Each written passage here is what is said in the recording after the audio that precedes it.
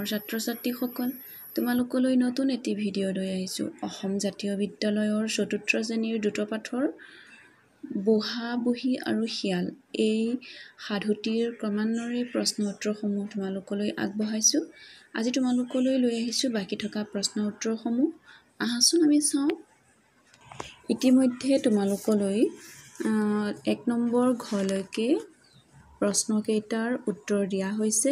যদিহে তোমালোকে চোৱা নাই চাই ল'বা। আহাচোন আজি আমি ২ নম্বৰ ক আৰু খ এই প্ৰশ্ন দুটাৰ উত্তৰ চাম। কিনো উত্তৰ হয়।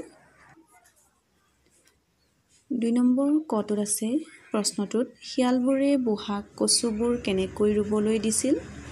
উত্তৰ: শিয়ালবোৰে বুঢ়াক কচুবোৰ আগতে সিজাই ল'ব আৰু য'ত ৰুব গাত একোটা দি ঢাকি থৈ দি ৰুব দিছিলে। খটোত প্ৰশ্নটোত কৈছে বুঢ়াই শিয়ালবোৰৰ ওপৰত কেনেকৈ পুতক তুলিছিল? উত্তৰ: বুঢ়াই শিয়ালবোৰৰ ওপৰত তলত উল্লেখ কৰাৰ দৰে পুতক তুলিছিল। বুঢ়াই মৰা ভাও ধৰি বিচনাত থাকি বুঢ়ীক কান্দিব দিছিল। বুঢ়ীৰ কান্দোন শুনি শিয়ালবোৰ ওচৰ চাপি আহি বুঢ়ীক সুধিছিল কি হ'ল বুলি। বুঢ়ীয়ে বুঢ়া ঢুকাল বুলি ক'লে আৰু শিয়ালবোৰক বাহিৰলৈ শটো উলিয়াই নি খাবলৈ দিছিল। বুঢ়ীৰ কথা শুনি শিয়ালবোৰে ৰং পাই বুঢ়াক নিবলৈ ভিতৰত সোমাওঁতে বুঢ়ীয়ে দুৱাৰখন বন্ধ কৰি দিছিল।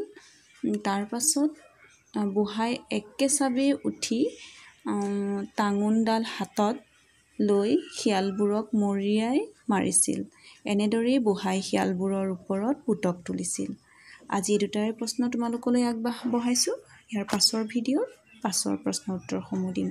আজিলৈ সামৰিছোঁ। ধন্যবাদ।